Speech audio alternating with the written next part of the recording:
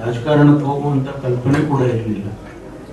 Never ಇವನ್ college ಡೇಸಿಂದ ನಾನೇನು youth Congress NSUI ಆ ಥರದ್ದೆಲ್ಲ ಓಡಾಡ್ತಿರಲಿಲ್ಲ. ಯಾಕೆಂದ್ರೆ ನಮಗೆ ಟೈಮ್ ಇರಲಿಲ್ಲ. ನಮ್ಮದು ಪ್ರೈಮ್ ಮಿನಿಸ್ಟರ್ ಸಿಸ್ಟಮ್. 3 ತಿಂಗಳಿಗೆ 14 ಸಬ್ಜೆಕ್ಟ್ ಎಕ್ಸಾಮ್, 35 ಎಕ್ಸಾಮ್ ಬರೀಬೇಕು. ಅದು ಅಮೆರಿಕನ್ ಸಿಸ್ಟಮ್. ಅದರಲ್ಲಿ ನಾವು ಓದಿದ್ದು. ಸೊ ನಮಗೆ ಸಮಯನೇ ಇರಲಿಲ್ಲ ಏನಕ್ಕೂ. ಹಾಗಾಗಿ ಅಷ್ಟೆಲ್ಲ ಮಾಡ್ಕೊಂಡ ಮೇಲೆ ಇಲ್ಲಿ ಭಾಳ ಯೋಚನೆ ಮಾಡಿ, ನಾನು ನನ್ನ ವೈಫ್ ಇಬ್ಬರು ಭಾಳ ಯೋಚನೆ ಮಾಡಿ ಸುದೀರ್ಘವಾಗಿ ಒಂದು ಹೆಚ್ಚು ಕಮ್ಮಿ 2 ತಿಂಗಳು ತಗೊಂಡು ಈ ತೀರ್ಮಾನಕ್ಕೆ. ಯಾಕೆಂದರೆ ಇದು ಲೈಫ್ನಲ್ಲಿ ಒಂದೇ ಸಾರಿ ಆಗುತ್ತೆ. ಸೊ ಅದನ್ನು ತೀರ್ಮಾನ ಮಾಡಿ ಉಳ್ಕೊಂಡೆ. ರಾಜಕೀಯ ಆಕಸ್ಮಿಕವಾಗಿ ಆಯಿತು. ರಾಜೀವ್ ಗಾಂಧಿ ಅವರು ನಮ್ಮ ಕ್ಯಾಂಪಸ್ಸಿಗೆ ಬಂದರು, ಪ್ರೈಮ್ ಮಿನಿಸ್ಟರ್ ಆಗಿ. ಅವ್ರ ಸಂಪರ್ಕ ಬಂತು, ಕರೆ ಕೊಟ್ಟರು, ಸೇರಿಕೊಂಡೆ.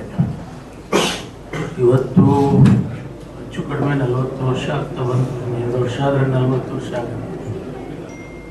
40 ವರ್ಷದಲ್ಲಿ ಅಷ್ಟು ಸರ್ವಿಸ್ ಮಾಡಿದ್ದೀನಿ. ಇಲ್ಲಾಂದರೆ ಯಾರು ಗುರುತಿಸೋಲ್ಲ, ಲಕ್ಷ್ಯ ಗುರುತಿಸಲ್ಲ. ನನಗೆ ಎಲ್ಲ ಹುದ್ದೆನೂ ಕೊಟ್ಟಿದ್ದಾರೆ. ಅಧ್ಯಕ್ಷ ಸ್ಥಾನದಿಂದ ಹಿಡಿದು ನನಗೆ ನಮ್ಮ ಪಕ್ಷದಲ್ಲಿ ವರ್ಕಿಂಗ್ ಕಮಿಟಿ ಅಂದರೆ ಭಾಳ ಮುಖ್ಯವಾದದ್ದು. ಡೆಲ್ಲಿನಲ್ಲಿ AICC ವರ್ಕಿಂಗ್ ಕಮಿಟಿ ಅಂದರೆ ನಮ್ಮ ಪಕ್ಷದಲ್ಲಿ ಹಾಕುವ ಎಲ್ಲರ ತೀರ್ಮಾನಗಳು, ನಿರ್ಣಯಗಳು ಅಲ್ಲೇ ಆಗುತ್ತೆ. ಅದರ ಸದಸ್ಯನೂ ಕೂಡ ಮಾಡಿದ್ದು ನಾನು. ಅದಾದಮೇಲೆ 2018ರಲ್ಲಿ ಉಪಮುಖ್ಯಮಂತ್ರಿ ಆಗಬೇಕು ಅಂತ ತೀರ್ಮಾನ ಮಾಡಿದ್ದು. ಅದು ಆ ಸಂದರ್ಭದಲ್ಲಿ ಕೂಡ 2013ರಲ್ಲಿ ನಾನು ಎಲೆಕ್ಷನ್ ಸೋತೆ. ಬಹುಶಃ ನಾನು ಗೆದ್ದಿದ್ದರೆ ಮಾನ್ಯ ಸಿದ್ದರಾಮಯ್ಯನವರು ಮುಖ್ಯಮಂತ್ರಿ ಆಗ್ತಿರ್ಲಿಲ್ಲ.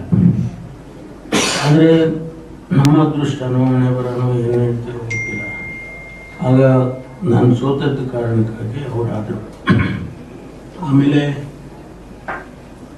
2018ರಲ್ಲಿ ಕೂಡ ನಮ್ಮ ಪಕ್ಷ 80 ಸೀಟ್ ಗೆದ್ದಿತ್ತು. ಕೋಲಿಷನ್ ಮಾಡಿದಾಗ ಬೇರೆ ಪಕ್ಷದ ಜೊತೆ ನಾವು ಸೇರ್ಕೊಂಡು ಅವ್ರು ಬರೀ 30 ಸೀಟ್ ಏನೋ ಇತ್ತು. ಆದರೂ ಕಾರಣಾಂತರದಿಂದ ಅವಾಗ ಕುಮಾರಸ್ವಾಮಿ ಅವರಿಗೆ ಮುಖ್ಯಮಂತ್ರಿ ಮಾಡಿದ್ರು. ಅವತ್ತು ನನ್ನನ್ನು ಮಾಡ್ಬೋದಿತ್ತು, ಆದರೆ ಯಾವುದೋ ಕಾರಣಕ್ಕಾಗಿ ಅವ್ರು ಮಾಡಿದ್ರು. 2ನೇ ಸರಿನೂ ಮಿಸ್ ಆಯಿತು. ಮತ್ತು ಈ ಬಾರಿ ಪ್ರಯತ್ನ ಮಾಡಿದೆ. ಈ ಬಾರಿನೂ ಆಗುತ್ತೆ ಅಂತ ವಿಶ್ವಾಸ ಇತ್ತು. ಕಡೆಗೆ ಯಾವುದೋ ಕಾರಣಕ್ಕೆ ಪಾಲಿಟಿಕ್ಸ್ ಗೊತ್ತಲ್ಲ, ಪಾಲಿಟಿಕ್ಸು ಬೇರೆ ಥರ ಅಲ್ಲ, ಅದು ತೀರ್ಮಾನಗಳು ಹೇಗೂ ಆಗುತ್ತೆ. ಸೊ ಹಾಗಾಗಿ ಉಪಮುಖ್ಯಮಂತ್ರಿ ಸ್ಥಾನವನ್ನು ಕೊಟ್ಟಿದ್ದಾರೆ. ಜವಾಬ್ದಾರಿ ಸ್ಥಾನ. ಹೆಂಗಂದ್ರೆ ಹಂಗೆ ನಡ್ಕೊಳ್ಳೋಕ್ಕಿಲ್ಲ ನಾವು. ರಾಜ್ಯದ ಜನ ನಮ್ಮನ್ನು ಗಮನಿಸ್ತಾರೆ. ನಾನು ಯಾವಾಗಲೂ ಹೇಳ್ತಾ ಇರ್ತೀನಿ ನಮ್ಮ ಕೊಲೀಗ್ಸಿಗೆಲ್ಲ, ನೋಡಪ್ಪ ನಮ್ಮನ್ನು ಜನ ಮ್ಯಾಗ್ನಿಫೈಯಿಂಗ್ ಗ್ಲಾಸ್ ಹಾಕ್ಕೊಂಡು ನೋಡ್ತಿರ್ತಾರೆ, ಹುಷಾರಾಗಿರ್ಬೇಕು. ಆ ರೀತಿ ಇವತ್ತು ಭಾಳ ರೆಸ್ಪಾನ್ಸಿಬಲ್ ಇರ್ತಕ್ಕಂಥ ಜಾಗ. ನನ್ನ ಪ್ರಯತ್ನ ನಾನು ಖಂಡಿತವಾಗಿ ಮಾಡ್ತೇನೆ. ಮತ್ತು ನಿಮಗೆಲ್ರಿಗೂ ಕೂಡ ಯಾವುದೇ ರೀತಿ ಒಂದು ಬರದ ಹಾಗೆ ಸರ್ಕಾರದಲ್ಲಿ ನಾನು ಕೂಡ ನಡ್ಕೊಳ್ತೀನಿ.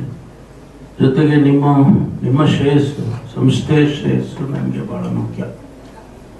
ಒಂದು ಹಂತದಲ್ಲಿ ನಾನು ನಮ್ಮ ಹೈಕಮಾಂಡ್ ಅವ್ರಿಗೆ ಹೇಳಿದೆ, ನನಗೆ ಸಾಕು ಮಾಡಿಬಿಡಿ, ಕೊಡೋಕ್ಕಾಗೋದಿಲ್ಲ ಅಂತ ಹೇಳಿದ್ರೆ ನನಗೆ ಭಾಳ ದೊಡ್ಡ ಕೆಲಸ ಇದ್ದಾವೆ, ನಾನು ವಾಪಸ್ ಹೋಗ್ತೀನಿ ಅಂತೇಳಿ ಕೂಡ ಅವ್ರಿಗೆ ಹೇಳಿದೆ. ರಾಜಕಾರಣಕ್ಕೆ ಹೋಗುವಂಥ ಕಲ್ಪನೆ ಕೂಡ ಇರಲಿಲ್ಲ.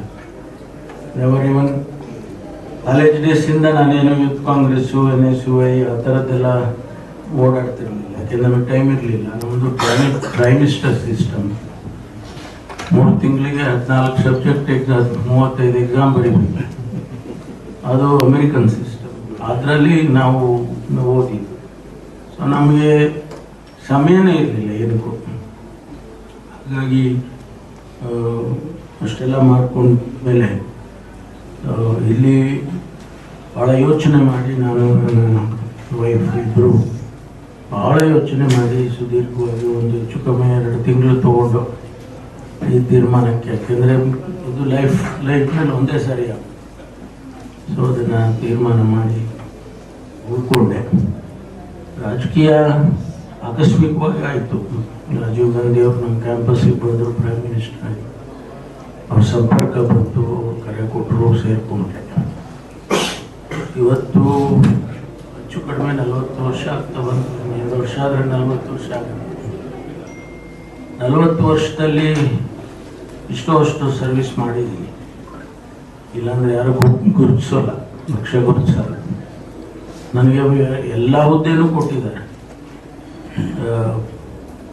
ಅಧ್ಯಕ್ಷ ಸ್ಥಾನದಿಂದ ಹಿಡಿದು ನನಗೆ ನಮ್ಮ ಪಕ್ಷದಲ್ಲಿ ವರ್ಕಿಂಗ್ ಕಮಿಟಿ ಅಂದರೆ ಭಾಳ ಮುಖ್ಯವಾದದ್ದು.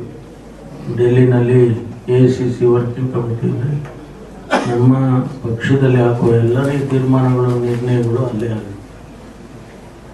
ಅದರ ಸದಸ್ಯನೂ ಕೂಡ ಮಾಡಿದ್ರು ನಾನು. ಅದಾದಮೇಲೆ 2018ರಲ್ಲಿ ಉಪಮುಖ್ಯಮಂತ್ರಿ ಆಗಬೇಕು ಅಂತ ತೀರ್ಮಾನ ಮಾಡಿದ್ರು. ಅದು ಆ ಸಂದರ್ಭದಲ್ಲಿ ಕೂಡ 2013ರಲ್ಲಿ ನಾನು ಎಲೆಕ್ಷನ್ ಸೋತೆ. ಬಹುಶಃ ನಾನು ಗೆದ್ದಿದ್ದರೆ ಮಾನ್ಯ ಸಿದ್ದರಾಮಯ್ಯನವರು ಮುಖ್ಯಮಂತ್ರಿ ಆಗ್ತಿರ್ಲಿಲ್ಲ. ಆದರೆ ನಮ್ಮ ಅದೃಷ್ಟನೋ ಹಣೆ ಬರನೋ ಏನು ಹೇಳ್ತಿರೋ ಗೊತ್ತಿಲ್ಲ. ಆಗ ಹೆಚ್ಚಿನ ವಿಡಿಯೋಗಳಿಗೆ ಪ್ರತಿಧ್ವನಿ ಯೂಟ್ಯೂಬ್ ಚಾನೆಲ್ ಸಬ್ಸ್ಕ್ರೈಬ್ ಮಾಡಿ, ಬೆಲ್ ಐಕಾನ್ ಕ್ಲಿಕ್ ಮಾಡಿ.